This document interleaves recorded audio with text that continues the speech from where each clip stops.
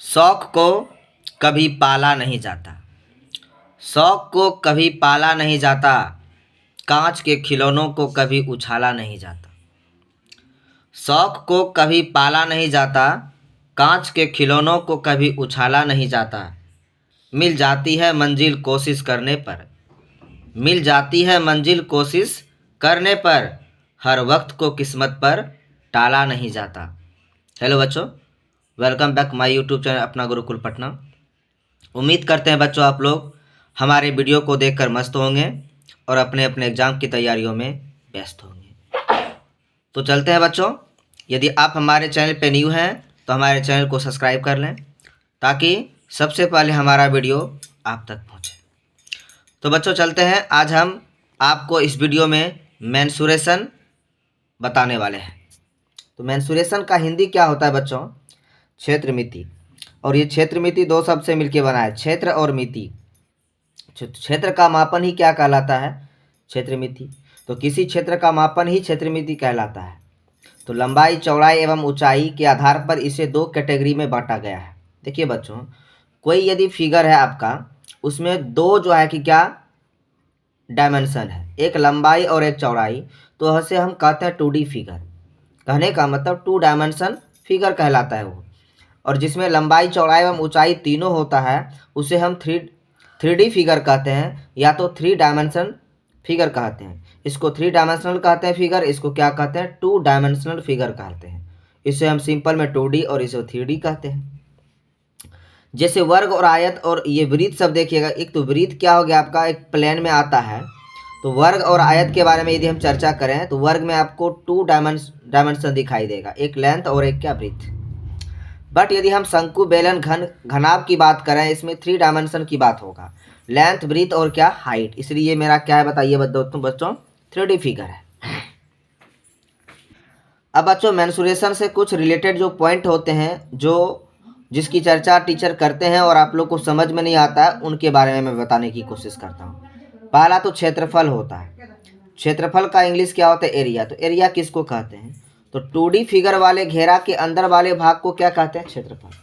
ये 2D figure है, इसके अंदर वाले भाग का भाग क्या कहलाएगा? क्षेत्रफल कहलाएगा बच्चों, ये क्षेत्रफल कहलाएगा। तो उम्मीद करते हैं बच्चों आप लोग समझ गए। क्षेत्रफल बोले तो क्या? 2D फिगर वाले अंदर वाले भाग क्या क्षेत्र को कहेंगे क्षेत्रफल। उसके बाद बच्चों नेक्स्ट जो पॉइंट है वो परिमिति, परिमाप, जो पेरीमीटर जिसको कहते हैं, वो क्या होता है? तो किसी फिगर के घेरा की कुल लंबाई पेरीमीटर कहलाता है। दिखाते हैं आपको फिगर में। जैसे ये आपका फिगर है, इसका घेरा, जैसे ए से जो है कि हम स्टार्ट करेंगे, ए बी मेरा पहला लेंथ हुआ घेरा की लंबाई, बी सी ये भी घेरा की लंबाई, सी डी ये भी घेरा की लंबाई और ए डी ये भी घेरा। तो टोटल घेरा की लंबाई को हम क्या कहेंगे बच्चों? परिमिति कहेंगे। कोई दिक्कत नहीं। आगे वाला जो पॉइंट है, आगे इसके पॉइंट जो उसको समझने वाले हैं आगे, आयतन, वॉल्यूम किसे कहते हैं बच्चों? तो 3D फिगर के घेरा के अंदर वाले भाग को क्या कहते हैं? आयतन कहते हैं बच्चों। इसे भी से डिनोट किया जाता है। ये 3D देखिए, इसमें जो है कि क्या है? 3D है। इसमें हाइट है, जिसमें हाइट होगा वो 3D हो जाएगा बच्चों। ये 3D फिगर है। जैसे आपको कभी हम घनाभ ले लेते हैं, तो घनाभ के अंदर वाले भाग क्या कहलाता है? आयतन कहलाता है। अब हम देखते हैं, बारी बारी से हम सीखते हैं बच्चों। जो आप लोगों के लिए जो है कि क्या सबसे महत्वपूर्ण पॉइंट होगा, वो सारे पॉइंट को बताते हुए मैं आगे मेंसुरेशन को कंप्लीट करने वाले हूँ। और ये मेंसुरेशन जो है कि क्या बहुत कॉम्प्लिकेटेड चैप्टर तो नहीं है, बहुत लॉन्ग चैप्टर है। इसलिए मैं छोटे छोटे वीडियो में मैं आपको जो है कि यहाँ कंप्लीट करने की कोशिश करूँगा। चलते हैं, हम जो है कि क्या पहले पड़ाव को स्टार्ट करते हैं। पहला जो पड़ाव है आपको, इस पड़ाव में आपको आयतन के बारे में जानकारी, आयत के बारे में जानकारी होना चाहिए। तो आयत का इंग्लिश होता है रेक्टेंगल बच्चों। तो रेक्टेंगल किसको कहते हैं? जिस चतुर्भुज के आमने सामने की भुजा बराबर होती है उसे हम क्या कहते हैं? रेक्टेंगल। और इसके प्रत्येक वर्टेक्स पे जो है कि 90 डिग्री का एंगल क्रिएट होता है, बनता है। तो आयतन में देखिए ये लंबाई हो गया, और लंबाई हमेशा चौड़ाई से क्या होता है बच्चों? बड़ा होता है। ये बात आपको आयत के बारे में जानना जरूरी है। आप यदि घनाभ के बारे में जानना चाहते हैं, घनाभ को अच्छा बनाना चाहते हैं, तो आपको आयत के बारे में, आयत का सारा कंडीशन मालूम होना चाहिए, तभी होगा। और एक पाइथागोरस थ्योरम जो राइट एंगल ट्रायंगल में यूज़ करते हैं हम लोग, ये हाइपोटेनियस हो गया, ये बेस हो गया और ये परपेंडिकुलर हो गया। और इसी का एक होता है हाइपोटेनियस का स्क्वायर इज इक्वल टू क्या, परपेंडिकुलर का स्क्वायर प्लस क्या, बेस का स्क्वायर। ये आपको मालूम होना चाहिए, तभी आपका ये सारा जो है कि क्या पॉइंट कंप्लीट होगा। तो ये आमने सामने के, यदि ये बी तो ये भी बी, ये तो ये लेल तो ये भी एल होगा आपका बच्चों। तो सबसे पहले चलते हैं आयत का हम क्षेत्रफल, 2D का हम क्षेत्रफल निकालते हैं। तो आयत का क्षेत्रफल का फॉर्मूला होता है लंबाई गुने क्या, चौड़ाई होता है। और इसका यूनिट जो होगा बच्चों हमेशा स्क्वायर में होगा। क्यों? क्योंकि इसमें 2 लेंथ यूज कर रहे हैं, और जब 2 लेंथ मल्टीप्लाई में होगा तो इसका जो है कि क्या, क्षेत्रफल स्क्वायर में होगा। देखते हैं एग्जाम्पल। एग्जाम्पल देखिए बच्चों, क्वेश्चंस।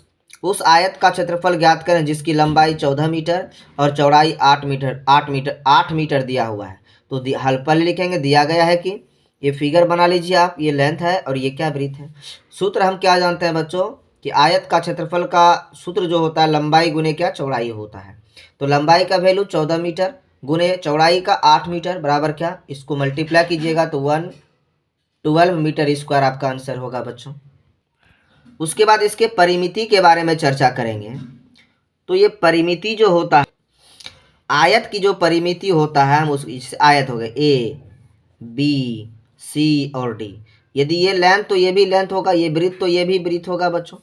तो इसके घेरा की कुल लंबाई को ही हम क्या कहते हैं, परिमिति। ए बी प्लस क्या, सी डी, ये लिख दिए बच्चों। बी सी प्लस क्या, ए डी, ये लिख दिए बच्चों। तो एल प्लस एल हो जाएगा क्योंकि इसका वैल्यू एल है। बी प्लस बी हो जाएगा क्योंकि इसका वैल्यू बी है। तो 2l प्लस 2b, 2 कॉमन ले लेंगे तो बच्चों क्या होगा, 2 इंटू एल प्लस बी। ये एक प्रकार की लेंथ है बच्चों, लेंथ 1 डायमेंशन होता है, इसलिए जो है कि इसका क्या होगा, जो भी वही मीटर में होगा तो इसका यदि लंबाई और चौड़ाई मीटर में होगा तो इसका परिमिति भी क्या होगा, मीटर में होगा। देखते हैं एग्जाम्पल बच्चों कैसे पूछा जाता है एग्जाम में क्वेश्चन। आपसे क्वेश्चन कर रहा है कि उस आयत की परिमिति ज्ञात करें जिनकी लंबाई 10 मीटर और चौड़ाई 8 मीटर है। हल दिया गया है कि देखिए, एक फिगर बना लीजिए आयत का, लंबाई आपको 10 मीटर दिया है, चौड़ाई आपको 8 मीटर दिया है। आप इसमें सूत्र यूज कीजिए। यदि आप सूत्र अप्लाई कीजिएगा बच्चों, सूत्र से जो है कि आयत की परिमिति बराबर 2 इंटू लंबाई प्लस चौड़ाई होता है। तो लंबाई का वैल्यू 10 मीटर, चौड़ाई का 8 मीटर होता है बच्चों। इसको जोड़ दीजिएगा तो 18 मीटर हो जाएगा, और 18 मल्टीप्लाई 2 क्या हो जाएगा, 36 मीटर हो जाएगा आपका आंसर। अब आगे बढ़ते हैं, आयत का विकर्ण। विकर्ण किसे कहते हैं बच्चों, दो वर्टेक्स को मिलाने वाला क्रमागत वर्टेक्स। इसको ले लिए तो इसका क्रम जो है कि क्या, अल्टरनेटिव जो है कि वर्टेक्स ये है, तो ये नहीं, इसके बाद कहने का मतलब आमने सामने का जो वर्टेक्स होता है उसको मिलाएंगे, मिलाने वाली रेखा को ही हम विकर्ण कहते हैं। मान लिया ये बी डी मेरा क्या है, विकर्ण है। तो ये इस ट्रायंगल में, ये राइट एंगल ट्रायंगल है, इसमें हम पाइथागोरस प्रमेय अप्लाई कर सकते हैं। तो जो है कि चूंकि त्रिभुज बी सी डी में क्या होगा, ये क्या है, कर्ण है। तो कर्ण का स्क्वायर इज इक्वल टू क्या हो जाएगा, लंब का स्क्वायर जोड़ के आधार का स्क्वायर हो जाएगा। तो B D is square, square को रिमूव करेंगे तो इस ओर स्क्वायर रूट आ जाएगा बच्चों। तो इसलिए बी डी बराबर क्या होगा, रूट अंडर लंबाई का स्क्वायर प्लस क्या, चौड़ाई का स्क्वायर। अब बी डी को हम क्या कहेंगे बच्चों, ये आयत का विकर्ण है, इसलिए आयत का विकर्ण इज इक्वल टू क्या होगा, रूट अंडर लंबाई का स्क्वायर प्लस क्या होगा, चौड़ाई का स्क्वायर। अब यदि लंबाई और चौड़ाई आपको मीटर में दिया हुआ है तो कहने का मतलब इसके विकर्ण का भी जो है कि क्या, यूनिट क्या हो जाएगा, लंबाई में ही होगा। क्यों? क्यों विकर्ण भी जो है कि 1 डायमेंशन जो है कि लेंथ है। बात समझ में आ रहा है? अब देखते हैं हम क्वेश्चन कैसे पूछे जाता है एग्जाम में। तो आपसे क्वेश्चन कर रहा है कि उस आयत का विकर्ण ज्ञात करें जिनकी लंबाई 4 मीटर एवं चौड़ाई 3 मीटर है। तो लंबाई 4 है, चौड़ाई क्या है, 3 है। तो आप फार्मूला यूज कीजिए इसमें। अब फार्मूला यूज कीजिएगा तो आयत का विकर्ण is equal to root under लंबाई का स्क्वायर प्लस क्या होगा, चौड़ाई का स्क्वायर। लंबाई का वैल्यू 4 मीटर में, चौड़ाई का 3 मीटर, 4 मीटर का स्क्वायर 16 मीटर स्क्वायर हो जाएगा, 3 मीटर का स्क्वायर 9 मीटर स्क्वायर। इसको ऐड कीजिएगा 25 मीटर स्क्वायर हो जाएगा, इसका स्क्वायर रूट क्या होगा, 5 मीटर। इसलिए जो है कि क्या, आयत का विकर्ण कितना निकला, 5 मीटर। अब हम स्क्वायर को समझते हैं क्या होता है स्क्वायर। बस स्क्वायर भी जो है कि क्या, रेक्टेंगल पे भी रेक्टेंगल के जैसा ही है, बट इसमें ऑल साइड्स क्या होता है, इक्वल होता है बच्चों, सभी भुजा बराबर होता है। यदि हम एक को एक्स मान ले तो सब क्या हो जाएगा, एक्स हो जाएगा। वर्ग का क्षेत्रफल, तो वर्ग एक आयत होता है, इसलिए इसका भी क्षेत्रफल क्या होगा, लंबाई गुना चौड़ाई। लंबाई सी डी या चौड़ाई बी सी है, तो इसका दोनों का वैल्यू एक्स एक्स है, जो भुजा को माने, तो एक्स गुना एक्स, इसका मतलब भुजा स्क्वायर।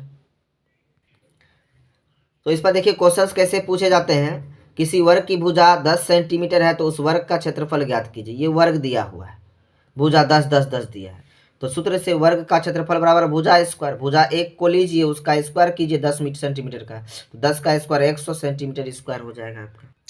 अब यदि वर्ग की परिमिति के बारे में बात कीजिएगा तो ये ए बी सी डी, ये सारा एक्स एक्स एक्स है मेरा, सभी घेरा की लंबाई का योग होगा, तो A B plus B C plus C D plus A D हो जाएगा। सबका वैल्यू एक्स प्लस एक्स हो जाएगा, 4x। इसी को लिखेंगे 4 मल्टीप्लाई एक्स, एक्स किसको माने, साइड को माने भुजा, तो वर्ग की परिमिति का फॉर्मूला 4 गुना भुजा हो जाएगा आपका। कोई दिक्कत? देखिए आपसे क्वेश्चन कैसे पूछे जा सकते हैं, उस वर्ग की परिमिति ज्ञात करें जिसकी एक भुजा 20 मीटर है। तो वर्ग की भुजा तो 20 मीटर दे दिया है, अब चूंकि सूत्र से अप्लाई करना है, वर्ग की परिमिति बराबर 4 गुना एक भुजा होता है, तो 4 गुने एक भुजा की माप क्या है, 20 मीटर है, तो क्या हो जाएगा आपका 80 मीटर, क्या होगा आंसर हो जाएगा। अब देखिए वर्ग की विकर्ण, तो ये आपका वर्ग का सभी भुजा आपस में क्या होता है बच्चों, बराबर होता है। तो ये विकर्ण ये होता है जो सामने वाले वर्टेक्स को, आमने सामने वाले वर्टेक्स को मिलाता है। तो इसमें जो है कि एक राइट एंगल ट्रायंगल क्रिएट हो रहा है, तो BCD में हम यदि पाइथागोरस थ्योरम लगा देंगे तो BD square is equal to क्या हो जाएगा बच्चों, BC स्क्वायर प्लस क्या हो जाएगा, CD स्क्वायर हो जाएगा। और BC का वैल्यू x है तो x स्क्वायर हो जाएगा, CD का वैल्यू x है तो x स्क्वायर हो जाएगा। स्क्वायर को रिमूव कर देंगे तो स्क्वायर रूट हो जाएगा बच्चों, तो क्या हो गया √2x स्क्वायर। अब x का वैल्यू तो स्क्वायर रूट फाइंड कर हो जाएगा, कहने का मतलब जब होगा तो रूट का नहीं होगा तो रूट अंदर में ही रह जाएगा, तो √2 गुना एक्स लिखिएगा। एक्स क्या होता है, एक भुजा होता है बच्चों, इसलिए वर्ग की विकर्ण बराबर क्या होगा, √2 गुना एक भुजा हो जाएगा। अब देखिए आपसे क्वेश्चंस कैसे पूछे जा सकते हैं, तो उस वर्ग का विकर्ण ज्ञात कीजिए जिसकी एक भुजा 10 सेंटीमीटर है। तो दिया गया है कि ये 10 सेंटीमीटर दिया है, चूँकि सूत्र से वर्ग का विकर्ण बराबर √2 गुना एक भुजा, तो √2 गुना एक भुजा क्या है, 10 सेंटीमीटर है, तो 10 गुना √2 क्या होगा, 10√2 सेंटीमीटर हो जाएगा बच्चों। तो आपसे इस प्रकार के जो है कि क्या फार्मूला बेस्ड क्वेश्चन पूछ सकते हैं एग्जाम में। और ये बेस्ड यदि आपका बहुत ही स्ट्रांग है तो आगे वाला जो टॉपिक्स है घन, घनाभ, शंकु, बेलन, ये सारा जो है कि क्या आपको समझ में आने वाला है, इसलिए ये वीडियो को आप लोग अंत तक देखें। कहता है ना, रूट्स स्ट्रांग होगा तभी आपका जो है कि क्या स्टेम और ब्रांचेस जो भी होता है पत्तियां, वो सारा स्ट्रांग होगा। तो इसलिए जो है कि आप अपने रूट्स को स्ट्रांग करें और हमारे वीडियो को देखें। अच्छा लगे तो शेयर करें और सब्सक्राइब करें। थैंक यू बच्चों, फिर मिलते हैं अगले वीडियो में। जय हिंद।